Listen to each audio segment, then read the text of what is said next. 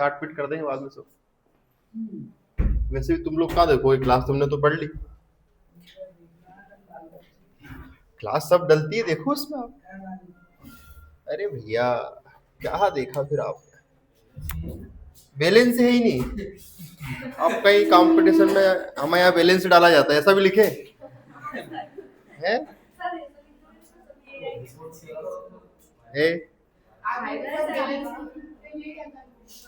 मेरे पास ही नहीं है रे, कहाँ से लाके दूं तुम्हें?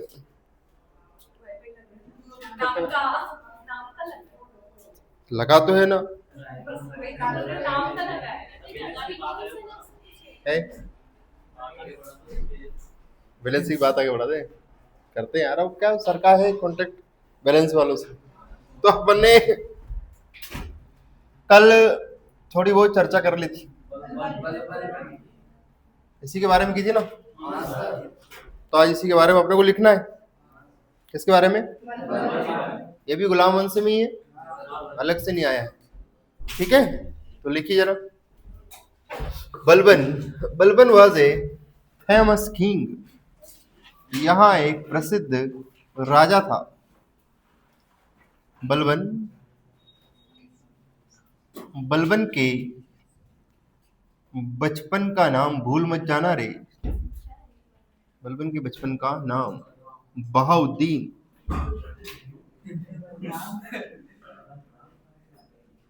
ये बहुत फेमस नाम, बहाउद्दीन। बलबन के बचपन का नाम क्या था? बहाउद्दीन। बचपन का नाम भूल मत जाना रे। क्या है? बा से बकरी, बा से बकरा, बा से बहा दिया, क्योंकि इसके पास क्या था? बल। कल इसने 40 दल भी तोड़ा था, क्योंकि इसके पास क्या था? बल। मतलब बलबन की पूरी कहानी बा बकरी पे चलेगी। अरे हाँ ना पढ़े, मैं ऐसे गूंगे बहरों को नहीं पढ़ा सकता, बोलना पड़ेगा आपको। शाबाश। जली को आग कहते हैं, बुझी को, और बलबन के बचपन के नाम को बहाउद्दीन खिलजी। हाँ, कह रहे हो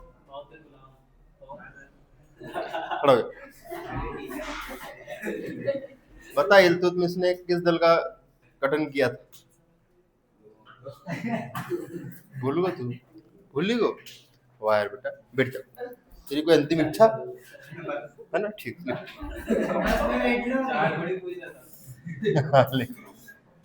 नहीं, अगर वो बोलता चाय पिलवा दो, पिलवाते, बराबर पिलवाते। अंतिम इच्छा पूरी की जाती, पर उसके बाद क्या होता जानने के लिए देखिए। बलबन, बलबन का बचपन का नाम याद हो जाएगा ना सबको? बलबन ने लोह एवं रक्त चरित्र, शाबाश, पॉलिसी, मरने के बाद भी, मरने से पहले भी LIC करवाए आज ही। बलबन ने लोहे एवं रक्त की नीति अपनाई। ब्लड एंड आयरन पॉलिसी, अंग्रेजी वाले, एवं आयरन पॉलिसी।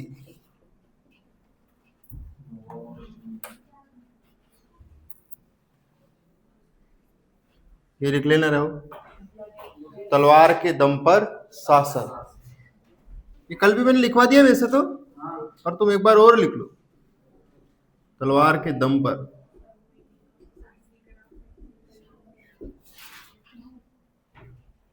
अगर दोबारा भी लिखोगे तो कोई पाप नहीं होगा, है ना? Are understand? लिखिए, कितना सोच समझ के लिख रहे हैं कि अपन ने ये लिख लिया है, ये नहीं लिखा, ये नहीं लिखना है अपने को। गजब यार, this is a big सीनर।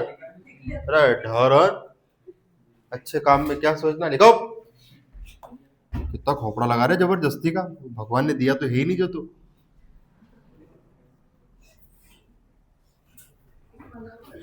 Balban ने सिजदा और पैबाउस की प्रथा चालू की। बलबन ने सिजदा, कभी गाना सुना, मैं तेरा सिजदा करूं? सजदा, सिजदा वही होता है।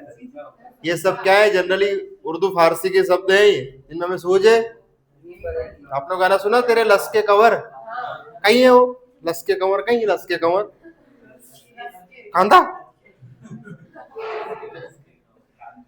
तो कभी कभी हम लोग क्या करते, गाने सुन लेते, बस उसका अर्थ हाँ सुन रहे हैं, बस चल रही जिंदगी। बलबन ने सिजदा एवं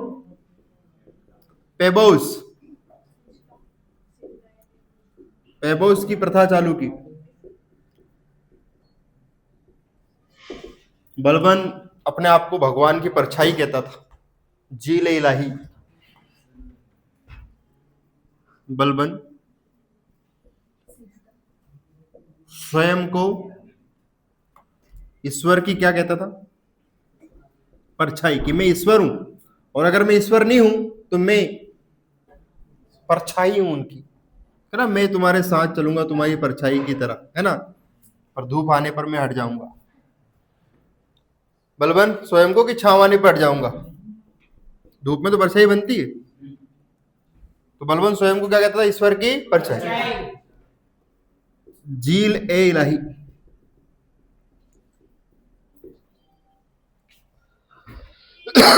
लिख लिया इतना आपने, याद रखेंगे, ये उपाधि काफी फेमस है इसकी, जील ए इलाही। ये इसकी उपाधि इसने धारण की थी, टाइटल है इसका। जिल ए इलाही भी कह सकते हैं, कोई दिक्कत वाली बात नहीं है, पर इसको कुछ लोग इतिहासकार जील ए इलाही भी लिखते हैं। पर आपने जिले इलाही सुना होगा, तो जिले इलाही भी बोल सकते, परीक्षा में तो आएगा जिले इलाही के नाम से। कौन था, बलबन था। बलबन अपने आप को स्वयं को क्या कहता था, और बलबन अपने आप को ईश्वर का क्या कहता था, सेवक या परछाई कहता था। और ये कहता था कि ईश्वर को कठोर नियम रखना चाहिए। ये मेरा मानना नहीं है, घूर के मत देखो। बलबन क्या कहता था कि ईश्वर को कठोर क्या रखना चाहिए, नियम रखना चाहिए, ताकि लोग सही साथ चले। कठोर नियम नहीं होंगे तो आप धर्मशाला बना दोगे, पाठशाला को। पढ़ गया आपको सूझ। कठोर नियम नहीं होते हैं तो पंखे के लोग फूल बना देते हैं। देखा होगा आपने सरकारी स्कूल कॉलेजों में, है ना। हम लोग ही तो वहां एडमिशन लेते हैं, तो हम लोग क्या करने जाते हैं, पंखे के फूल बनाने, सब पंखे मोड़ देते हैं। तो अगर कठोर नियम होता कि अगर आपने पंखे के फूल बनाए तो हम आपके फूल बना देंगे। पढ़ गया आपको सूझ। तो ये क्या है, बलबन। बलबन स्वयं को ईश्वर की परछाई, जीले इलाही। ये ऐसा मानना था कि जितने कठोर नियम होंगे उतना अच्छा क्या होगा, शासन होगा। इसलिए बलबन कभी हंसता भी नहीं था, और अगर उसको रोना भी होता था तो उधर गोदड़ी में जाके मुंह देकर रोता था। पढ़ गया आपको। जब बलबन का बेटा मरा, कौन मरा, सभी लोगों से मना कर दिया था कोई नहीं रोएगा मेरे सामने। और जब बलबन को वेकड़ले देना था तो खुद अलग में गया और खूब रोका है। अगर राजा ही रोने लगा तो फिर प्रजा का, तो आपने घर में जब देखा होगा कि बड़े जो लोग होते हैं वो जनरली थोड़ा सा कम रोते हैं। तो इसका मतलब ये नहीं कि उनके पास रोना कम है ना, रोते हैं लेकिन इंटरनल। और अपन क्या स्वतंत्र भेकड़ले देने में, तो यहाँ रो 5 किलोमीटर दूर गब्बर सुन लेगा। समझ में आ गया आपको। अरे हाँ ना कर दिया करो, तो दुख तो सबको। हाँ बोलिए, बलबन के बचपन का नाम क्या था, बलबन ने। और इस तरह की नीति का मतलब ब्लड एंड। बलबन स्वयं को ईश्वर की, उसका मानना था कि जितने कठोर उतना अच्छा क्या चलेगा। बलबन ने क्या चालू करा, सिजदा एवं पेबोस। सिजदा एवं पेबोस। अब सिजदा एवं पेबोस का मतलब क्या होता है, कोई भी दरबार में आएगा तो सिर झुकाएगा। पहले आओ, गुस्ताखी माफ हो हुजूर, पहले पूछो आप, फिर पैर में पड़ जाओ, पांव चूमो उनके। कभी आपने देखा हो, अरे क्या चला दिया रे ये। समझ में आ गया आप लोगों को। तो समझो, सिर पड़ना कि पैर पड़ना, सिर कैसे पड़ते हैं यार बेटा, यार है? सिर कैसे पड़ते हैं ढोरो, पैर पड़ना। बोलो, पा पैर, पा पेबोस, सा सिर, सा सिजदा। याद हो जाएगा। तो बताओ, सिजदा में सिर आएगा, पेबोस में। और अगर ये थोड़ा रिलेट नहीं करोगे तो फिर हटना पड़ेगा, किस में पैर किस में सिर। पड़ गया आपको उसमें। इसलिए थोड़ा सा अपने को क्या बनाना का चला है, कॉन्टेक्ट। एक बार समझाता था, उसके बाद पहुंच जाता था क्या लेके। और इस तरह के नियम कायदे क्या कहलाते हैं? खून बहा देंगे, रक्त बहा देंगे, काय से? तलवार से। ऐसा बेंडा था कौन? बल बल नहीं है या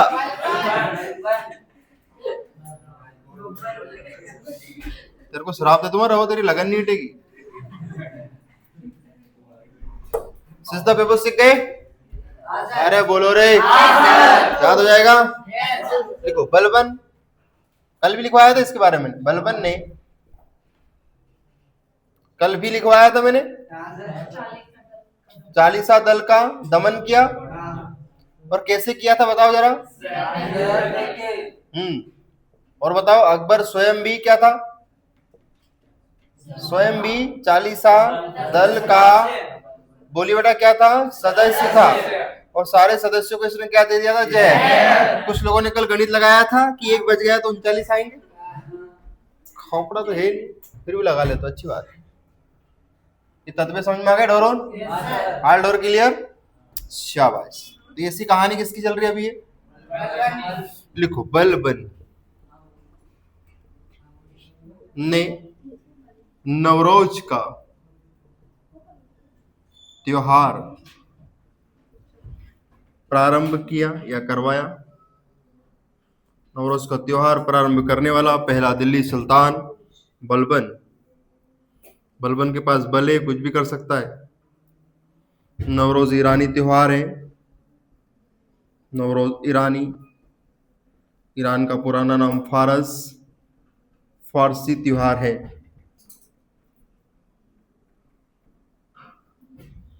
Navroz Navroz celebration in March month, मार्च के महीने में मनाया जाता है।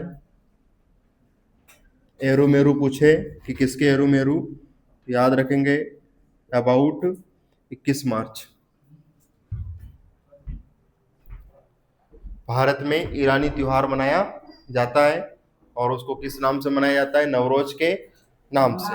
नवरोज का त्योहार लगभग 3000 साल पुराना त्योहार है। जब ईरानी इंडिया में आए तो अपने साथ कुछ कल्चर भी लेकर आए, तो उनका त्योहार हमें भी जम गया, या हमें तो हमारा त्योहार उनको जम गया, ऐसा कुछ कह सकते हैं अपन।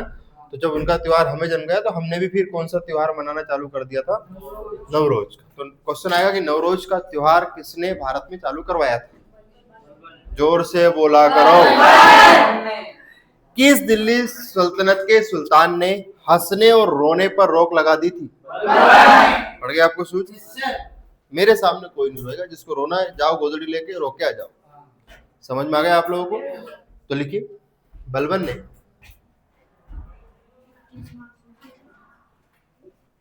कभी कभी इस तरह के क्वेश्चन जब एग्जामिनर थोड़ा सा बेंडा हो जाता है तो लिख देता है कि बलबन ने हंसने और रोने पर क्या लगाई थी रोक।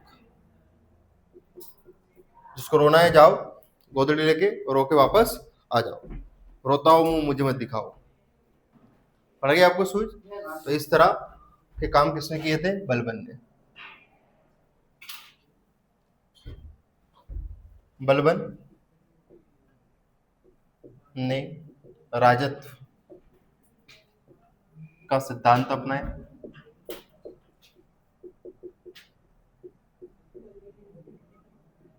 ये भी लिख लेना।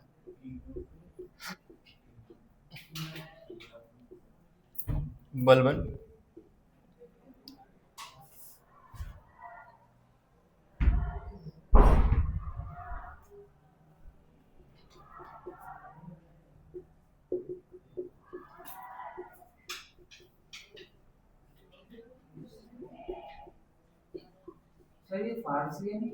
यस,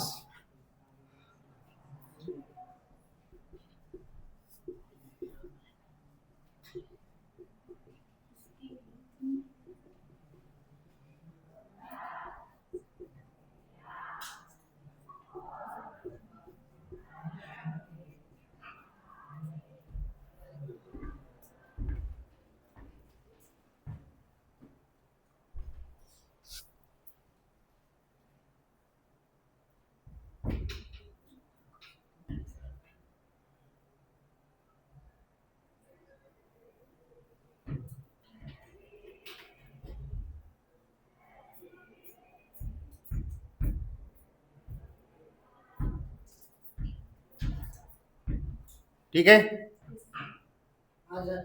ये सारी कहानी किसकी है? इसके पहले अपने रजिया पढ़ ली थी। रजिया से पहले इल्तुतमिश पढ़ा, उससे पहले अपन ने ऐबक पढ़ा। ठीक है, ठीक। बलबन में 2-3 क्वेश्चन देख लो। बलबन के बचपन का नाम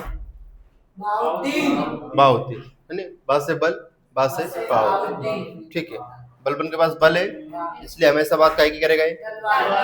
तलवार के दम पे शासन करना। अगर मुहावरों में इसको बोले, मुहावरे होते ना जिससे सब कुछ बर्बाद हो जाना, मुहावरे का अर्थ क्या है? तो ये मुहावरा नहीं, अर्थ है। इसमें मुहावरा ये है, ठन ठन गोपाल, ठन ठन गोपाल। इसका मतलब क्या है? सब कुछ नष्ट हो जाए। जैसे ना गरीबी में आटा गीला, ये मुहावरा है। एक तो गरीबी, ऊपर से आटा भी क्या हो गया? बोले क्या लिखा? Blood and. इसका मतलब क्या है ना? जब भी कोई मुहावरा आपको पहचानना हो तो उसमें हमेशा ध्यान रखने ये आएगा ना। एक होती लोकोक्ति, काला अक्षर भैंस बराबर, लोकोक्ति है ये। और एक मुहावरा है, आंखें 4 होना, 9 2 11 होना। पुलिस को देखकर पुलिस 9 2 11 हो गई।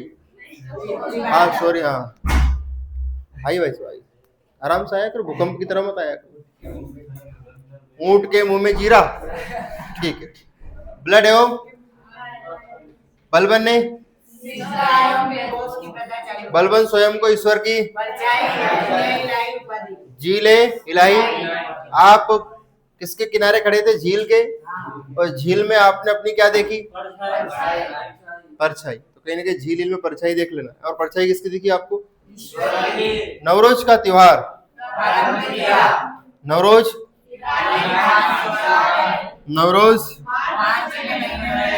21 मार्च। कोई दिक्कत? दिन और रात भी बराबर कब होते? 21 मार्च। पूछे कि दिन और रात बराबर कब होते? बलबन ने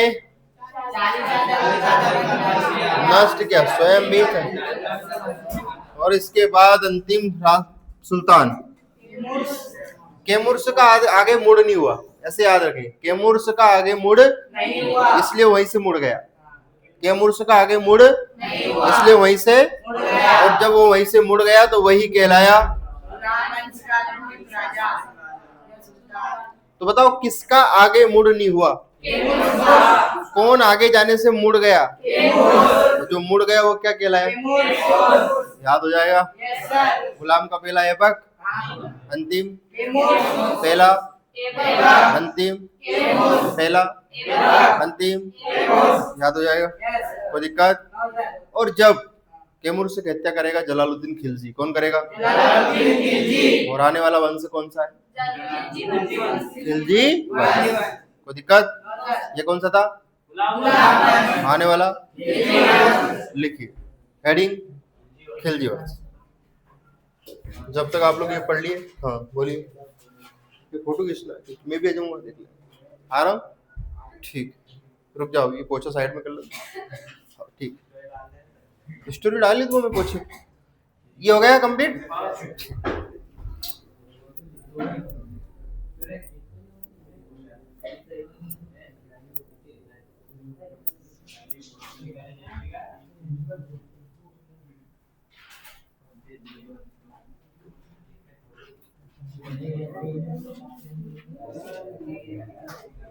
रजिया कैसे कपड़ा पहनती थी?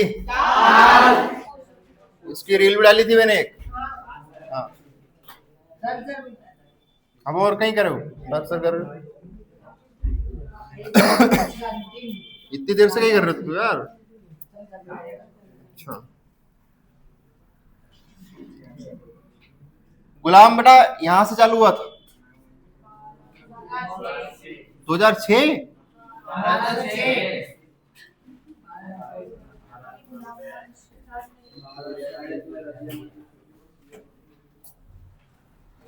दिल्ली सुल्तान का पहला ऐसा बादशाह बताइए जो कि घोड़े से गिरने के कारण मर गया था। इसका मकबरा कहाँ है? लाहौर में दफनाया था, और खाओ कसम पिताजी की कि घर पे पढ़ के आए थे, और कसम है तुम्हें पिताजी की, अगर तुम घर पे जाके 20 बार नहीं पढ़ो तो। हाँ, कसम उतारो, शाबाश। क्यों वजन लग रहा है कसम का? कसम का वजन लग रहा है इनको। मतलब सोचो यार, है कौन क्या है बेटा? ये काली डाटी है ना, मैंने काली करवाई है, ये वाइट है ना बेटा, बोला मत कर जाता। इतनी देरी उम्र है, इतनी बार इतिहास पढ़ा चुका हूँ।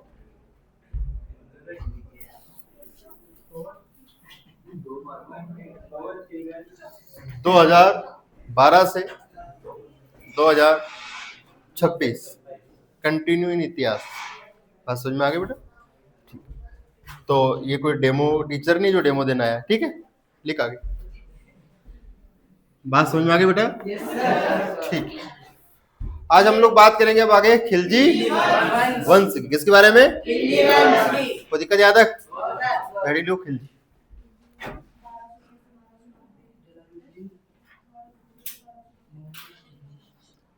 और बेटा ध्यान रखेंगे 1290 है, इसमें अगर मैं 30 जोड़ूंगा तो आप लोग उत्तर दीजिए।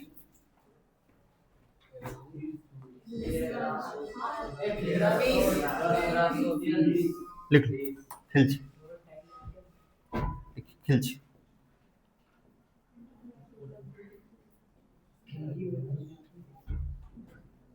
नाम खलजी, जाति के कारण पड़ा।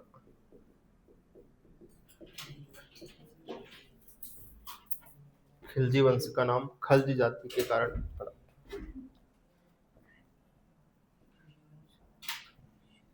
खिलजी वंश का संस्थापक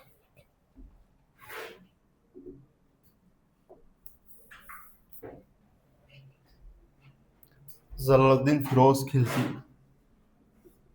जलालुद्दीन फिरोज खिलजी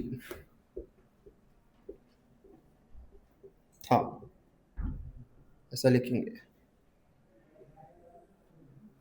जलालुद्दीन फिरोज खिलजी। इसको आप लोग शॉर्टकट लिखना सीख जाओ, इसको शॉर्टकट में जलालुद्दीन खिलजी बोलेंगे, है ना। जे के मतलब जितेंद्र जनरल, जनरल नॉलेज ने ठोरन जलालुद्दीन खिलजी है। हम कुछ भी बोलेंगे करोगे आप? खड़े हो जाओ, मुर्गे बन जाओ, खड़े आपको सोच। इसलिए हम जो बोले ना वो सिर्फ सुनो आप, है ना, जो हम बोर्ड पर लिखवा रहे। Are understand? ठीक है ना। रीजनिंग में दिमाग लगाने के लिए बोला है तो रीजनिंग में लगाओ, पढ़ गई। जीके में लगाने की जरूरत नहीं, मैं करवा दूंगा काम, कोई दिक्कत? चलो बोलिए।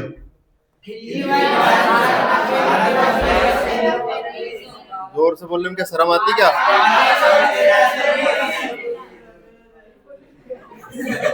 खड़ा हो जा,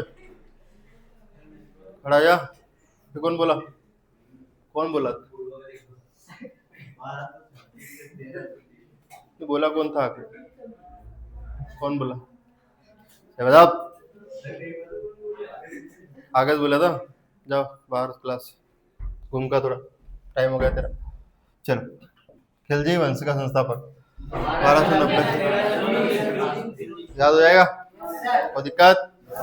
ठीक है, जितना कठोर कानून होगा उतना शासन। जाओ घूम का आओ। समझ में आ गया आपको? यही तो इतिहास है। इतिहास क्या सिखाता? आपको क्या लगता है सब किताबों में जो चीजें लिखी हैं वो क्यों पढ़ाई जाती?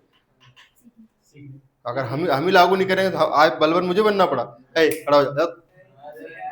समझ में आया आपको? बात समझ में आ गया आपको? क्या लिखा? खल।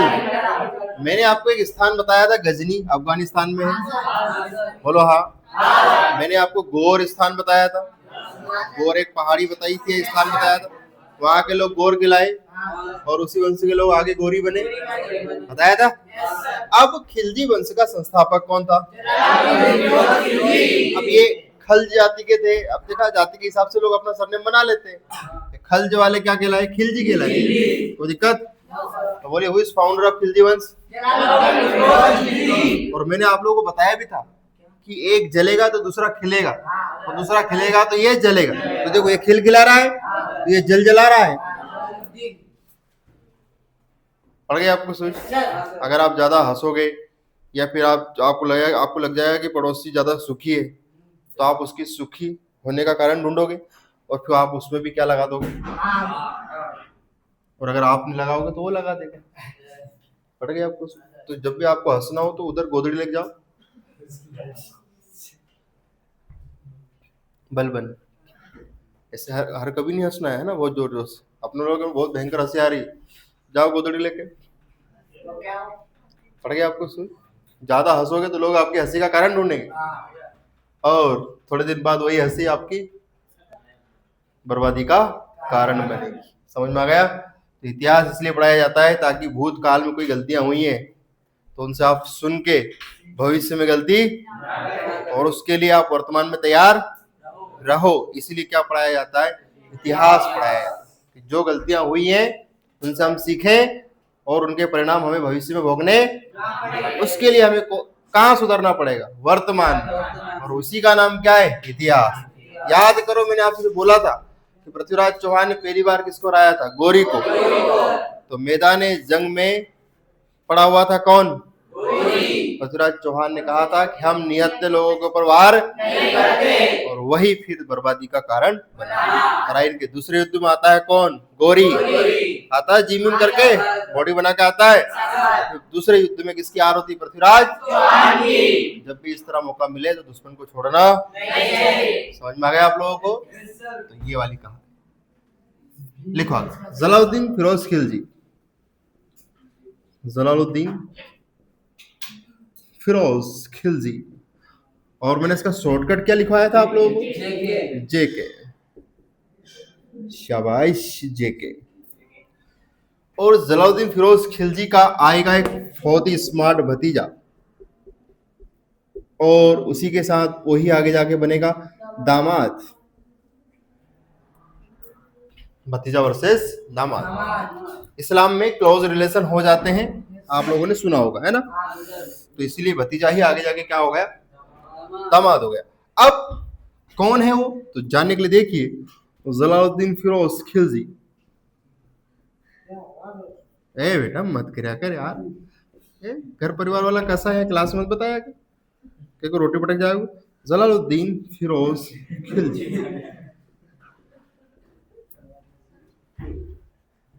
का उत्तराधिकारी अलाउद्दीन खिलजी।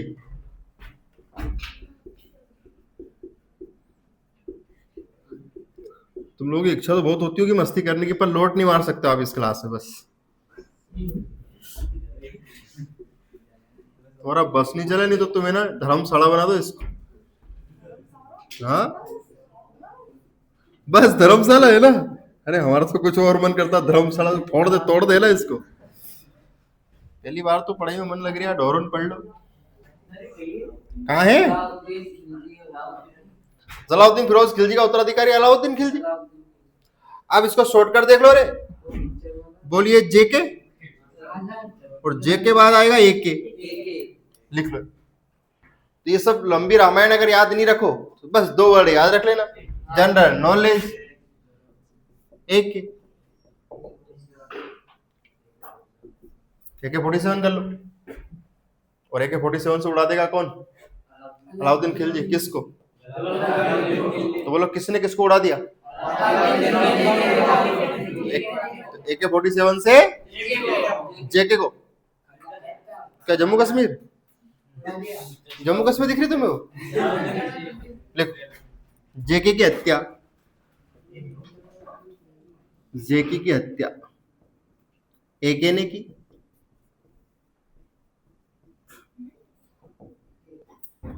कड़ा, मानिकपुर, कड़ा मानिकपुर उत्तर प्रदेश के पास। बोलो किसने किसको उड़ा दिया, है ना। और ध्यान रखें कहाँ है जगह, कड़ा मानिक। और यहाँ लिखेंगे जेके का। अब अगर हम लोग जेके नहीं लिखते तो हमें कितना बड़ा नाम लिखना पड़ता, आप लोग समझ गए होंगे, है ना। ये आधा इतिहास नाम में खत्म हो जाता।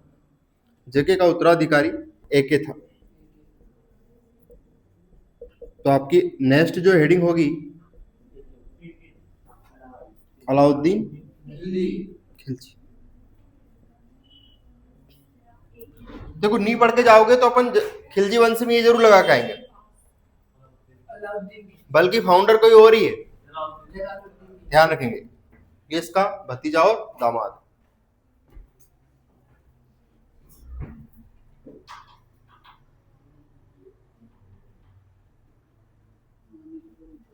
दिल्ली सल्तनत पर दूसरा वंश। मैंने आपको एक ट्रिक लिखवाई थी, गुल खिले तो गुल से गुलाम हो गया है, खिल चल रहा है, तुगलक आएगा। तो हम पढ़ रहे हैं क्या, खिलजी वंश। खिलजी के बारे में एक दो लाइन देखो, क्या लिखा खिलजी वंश का। खिलजी वंश का संस्थापक जलालुद्दीन फिरोज खिलजी। ये थोड़ा ज्यादा डोकरा हो गया था, जलालुद्दीन क्या हो गया था, अब ये डोकरा हो गया था। तो अब डोकरा होने की वजह से ये थोड़ा कुरान उरान को ज्यादा मानता था। बूढ़े लोग तीर्थ तीर्थ को ज्यादा मानते, है ना। जवानी में तो उनने कांड कर लिए। अब क्या करे, बोले कि चलो साहब वो स्वर्ग में जाएंगे। अब तो स्वर्ग में जाने के लिए क्या करना पड़ेगा, तीर्थ व्रत करना पड़ेगा। तो क्या लिखा है, जलालुद्दीन फिरोज। अब जलालुद्दीन फिरोज खिलजी सच्चा मुसलमान था, ये किसी दूसरे मुसलमान का रक्त बहाना नहीं चाहता। तो इसने क्या करा कि जब भी कोई मुसलमान या कोई दुश्मन को पकड़ के लाता था, कौन, अलाउद्दीन खिलजी, तो ये माफ कर देता था। अब माफ करके क्या बोलता था कि मैं सच्चा मुसलमान हूं और एक मुसलमान दूसरे मुसलमान का रक्त कभी नहीं बहाएगा, ऐसे सिद्धांत की बात करता था कौन, तो एक दिन गुस्सा आया किसको, बोले आओ मिलते हैं, बहुत दिन हो गए। एक ने बुलाया किसको, है ना, और बढ़िया गले गले मिले और गला काट दिया किसका, पड़ गया आपको सूझ। और कहा आज से हम क्या किंग, कौन बना के, और नुक्ते में क्या बनती कड़ी, इसका क्या बना दिया, कड़ा। तो बोलो इसका नुक्ता कहाँ हुआ, पड़ गया आपको सूझ। अरे हाँ ना कर दिया करो। तो इसकी क्या बना दी, कड़ी की कड़ा, कड़ा बना दिया इसका। किसका बना दिया, एक का कड़ा बना दिया। ढोरों ने एक ने तो कड़ा बना दिया किसका, कड़ी के घर से। शाबाश, बोलिए।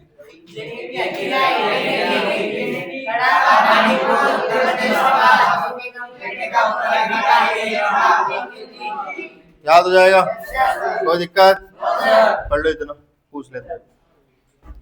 ये चल रहा हो गया बस, चल जान है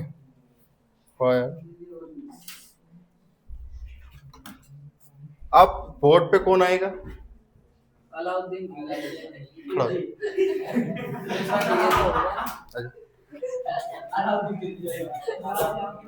बोर्ड पे कौन आएगा,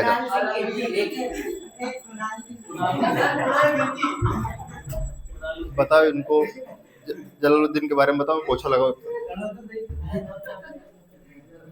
सुनो बाकी तुम मैं लगा दूंगा, ये तो खड़ा है, तुम्हें मुर्गा बना दूंगा और इतिहास में हमेशा के लिए डल जाओगे। इसलिए भैया बताओ।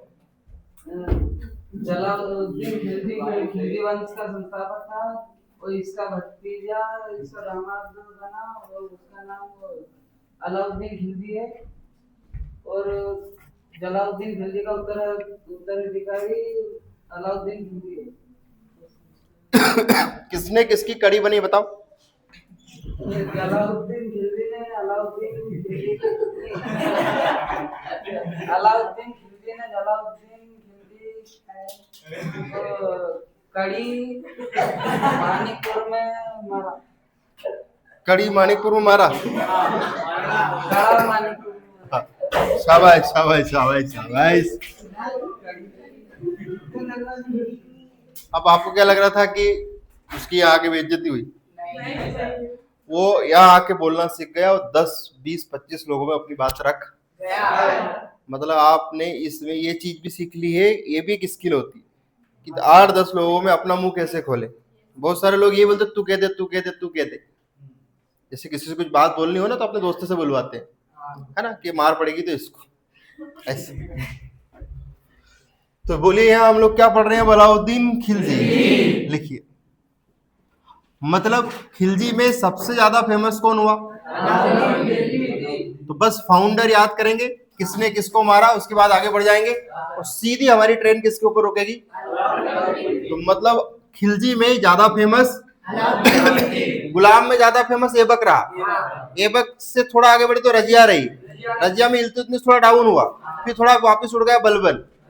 अरे हाँ ना, तो ऐसे फेमस लोगों के बारे में इतिहास में पढ़ाया जाता है। क्या लिखा है? अलाउद्दीन खिलजी। ये भी भगवान से थोड़ा सा ही छोटा था, है ना। लिखो ये अपने आप को ऐसा लिखो, इसे द्वितीय सिकंदर कहा जाता है। मतलब भाई साहब अपने आप को क्या कहते थे? Second hand Sikandar. और सेकंड हैंड सिकंदर को इनकी लैंग्वेज में सिकंदर ए सानी कहते हैं। सिकंदर ए सानी, और इसी का मतलब भी वही है, सेकंड हैंड सिकंदर। सिकंदर द्वितीय नहीं होगा, द्वितीय सिकंदर। तो आप लोग ऐसे याद रखेंगे कि अलाउद्दीन खिलजी अपने आप को क्या कहता था? सेकंड हैंड सिकंदर, कि मैं भी कैसा हूं? सिकंदर जैसा। कोई दिक्कत? लिखिए अगला प्रश्न। अलाउद्दीन खिलजी। अब अलाउद्दीन खिलजी को आप लोग शॉर्टकट में क्या लिख रहे होंगे? बार बार एक है ना, यहाँ लिख लो एक, ताकि थोड़ा आसान हो जाएगा। हाँ बोलिए, बोलो, अब तो बोलना ही पड़ेगा, आप किसको नहीं बोलोगे? ये तुर्की। लिख लिया यहाँ तक? ये क्या लिखा आपने? अलाउद्दीन खिलजी। यहाँ लिखिए अलाउद्दीन खिलजी के प्रमुख कार्य। अब इसके जो कार्य है वो थोड़े फेमस है। सबसे पहले लिखेंगे घोड़ा दागना। घोड़ा दागना, घोड़ा दागना प्रथा क्या थी? लिख लिया।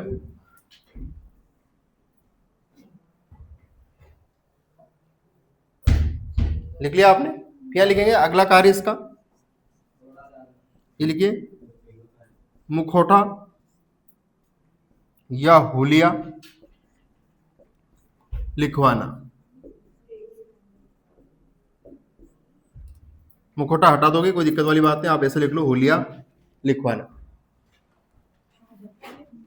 ये इसके कुछ प्रमुख कार्य हैं, घोड़ा दागना, हुलिया लिखवाना। इसके बाद लिखेंगे बाजार नियंत्रण प्रणाली। बाजार नियंत्रण प्रणाली,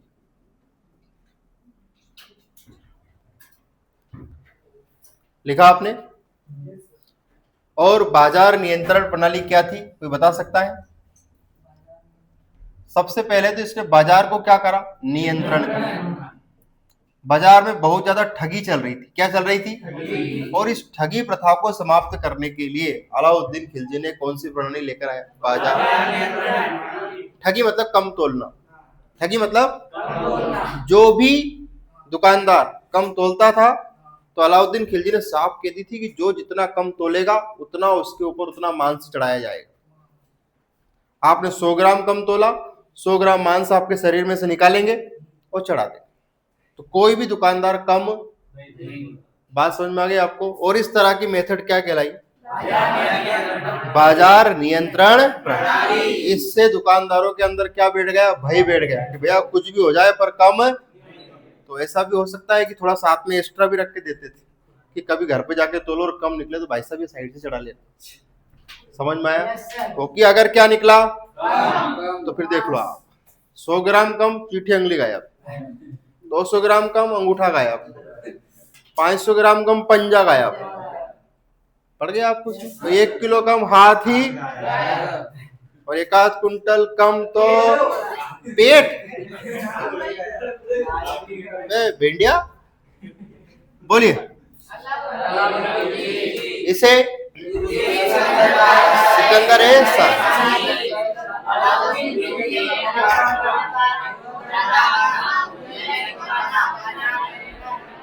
तो ये बाजार नियंत्रण समझ में आ गया। अब इसमें क्या लिखा है, देखो घोड़े जनरली आपको पता है या तो ब्लैक होंगे या व्हाइट होंगे। तो जब यहाँ का घोड़ा, अपने यहाँ का घोड़ा कोई सैनिक लेके दूसरे दरबार में जाता था तो कैसे पता चले, क्योंकि सैनिक की सब पोशाक जनरली सेम होती थी, है ना, घोड़ा भी व्हाइट और ब्लैक। तो कैसे पहचाने कि अपना घोड़ा है कि उनका घोड़ा है? तो अपने घोड़े के ऊपर इन्होंने या तो नंबर लिखे, क्या लिखे, या फिर कोई सिंबल प्रतीक बना दिया। बात समझ में आ गई? तो घोड़ों के ऊपर आपने देखा रेस के ऊपर जो घोड़े वगैरह रेस में घोड़े दौड़ते हैं तो उसमें नंबर लिखे रहते हैं, 7 नंबर, 5 नंबर, 8 नंबर। तो ऐसे नंबर से घोड़ों की क्या होती है, पहचान होती है। ऐसे भी पुराने जमाने में ये सबसे पहली बार प्रोसेस लाया था कौन? ये प्रोसेस क्या कहलाई? पड़ गया आपको सूझ? तो घोड़ों के ऊपर जो आज नंबर लिखे जाते हैं वो किसकी देन है? बात समझ में आ गई आपको? तो इस तरह क्या कहलाया, घोड़ा दागना। अब आपने वर्तमान में आधार कार्ड या वोटर आईडी कुछ तो देखी होगी अपनी पहचान पत्र में, वो पहचान पत्र भी किसकी देन है? पड़ गई आपको सूझ? क्योंकि जो सैनिक सेना में रहता था उसकी पेंटिंग बनती थी। क्या बनती थी? अगर किसी भी सैनिक के ऊपर शक हुआ कि हमारा सैनिक नहीं, क्योंकि लाखों सैनिक होते थे, अब उसमें कोई भी व्यक्ति वेश बदल के आ जाए और अपने यहाँ के जो भी है, जो भी रहस्य हमारी सेना के, वो सब दूसरे उसमें शेयर कर दे तो अपन तो ही मारे जाएंगे। इतने बता दिया कि बारूद का ये हाल है, इस हाल में बारूद रखी 3-4 कुंटल, तो आदमी सीधा आके सैनिक मारेगा कि बारूद को? बारूद खत्म, खेल समझ में। इसीलिए गुप्त ठिकानों के बारे में नहीं बताया जाता है ना। अगर आप लोगों को बता दो कि परमाणु बम कहाँ रखा है, या दुश्मन देश को पता चल जाए कि परमाणु बम कहाँ रखा, तो सबसे पहले वो उसी को डिस्ट्रॉय करे या बारूद को डिस्ट्रॉय करे। बात समझ में आ गई आप लोगों को? तो इस तरह अगर हमें किसी के ऊपर शक हो जाता था तो हम लोग उसकी क्या बना के रखते थे, पेंटिंग। जिसके ऊपर शक हुआ उसकी पेंटिंग निकाल के देखो, अगर हुलिया मैच हो गया तो ठीक है, तो उसका हुलिया बिगाड़ देते थे। तो ऐसे ही पूरी दिल्ली को नहीं संभालते थे ये लोग। कुछ तो कठोर कानून होगा, कुछ तो खोपड़ा होगा, और ये सब अनपढ़ ही थे जनरली, पर फिर भी देखो आप शासन करते थे।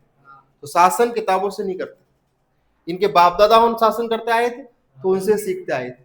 रजिया के बाप दादा में कोई नहीं था तो उसका पिताजी था, पर रजिया के असफल होने के कारण रजिया ही थी, और रजिया क्या थी, महिला। तो रजिया के असफल होने का प्रमुख कारण क्या था, पड़ गया आपको सुन। अब ये शासन इनके बाप दादा को देख के सीख, जैसे एक बढ़िया की औलाद बढ़िया बन जाती है ना, क्यों वो पढ़ लिख के जाएगी यहाँ से, इतने ही पढ़ाते उनमें क्यों पैसे जोड़ ले और काट ले घटा ले जोड़ ले, बस। समझ में आ गया? वो तो हम लोग हैं जो कलेक्टर की तैयारी कर रहे हैं, क्योंकि हमारे पास कोई व्यवसाय नहीं है। बात समझ में आ गई? बोलिए।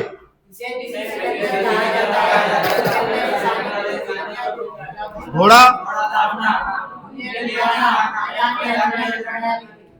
सैनिक की पेंटिंग हो गई, नंबर लिख दिए, बाजार नियंत्रण, ये सब कौन लेकर आया था? याद हो जाएगा? लिखिए आगे। अलाउद्दीन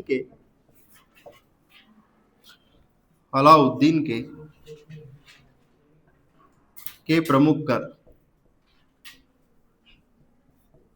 कर लिख लो। कर मतलब टैक्स, कर अदा कर, टैक्स। क्या लिखेंगे? गड़ी कर, भवन पर लगता था, भवन टैक्स। चरी कर, दुधारू पशु पर, गड़ी कर, चरी कर।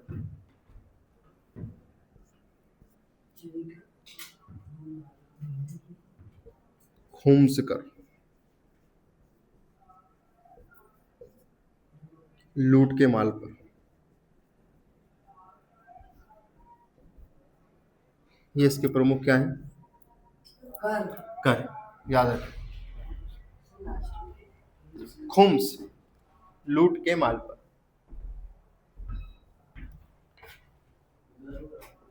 हाँ, दुधारू पशु पर। हाँ, गड़ी कर, चरी कर। चरी कर किन से लिया जाता था? दुधारू पशु। सास की भूमि पर अगर कोई पशु आप चराने ले जाते और उससे अगर कोई व्यापार हो रहा है दूध का, ऊन का, कुछ का भी, तो इसलिए उन पशुओं से तो नहीं ले सकते, लेकिन चराने वाले से क्या लिया जाता था? चरी कर। अगर आप कोई भवन बनवा रहे हैं, है ना, सरकारी भूमि पर, तो आपसे क्या लिया जाएगा? टैक्स। अगर कोई व्यक्ति दरबार में आया है किसी दूसरे दरबार को लूट कर, तो उसका राजा उसको क्या देता था? संरक्षण देता था, है ना, और उसका कुछ हिस्सा राजा को देना पड़ता था। ये था लूट के माल पर कर। क्या था? तो उसके द्वारा लगाए गए 3 प्रमुख करों के बारे में बताइए। गड़ी कर, चरी कर और खूम्स कर। तो इसको ऐसे याद रखेंगे, ये चरी है तो चरी को कन्वर्ट कर दो काय में? चारा में हो जाएगा। ये क्या लिखा है? और आपने सुना होगा चित्तौड़गढ़ वगैरह ऐसा, तो जहाँ गढ़ लग जाता है, गढ़, वहां कुछ ना कुछ लोग निवास करेंगे, मतलब क्या बनाएंगे? भवन। और इसको ऐसे याद है, खूब लूटा, है ना। खूब को क्या याद करें? खूम्स। तो ऐसे याद रखेंगे, खूब लूटा, तो खूब से क्या बन जाएगा? खूम्स कर। तो तीनों कर याद हो जाएंगे। चरी कर का संबंध बताओ। चरी कर का संबंध किससे? और गड़ी कर का? और लूट के माल पर लिया जाने वाला कर याद कैसे रखेंगे? खूब और गड़ी भवन, चारा चरी, और चारा में चरी आती है। चरी कौन खाता है? पशु। पशु क्या देगा? दूध। तो दुधारू पशु पर याद हो जाएंगे ये सारी चीजें। बाकी कहानी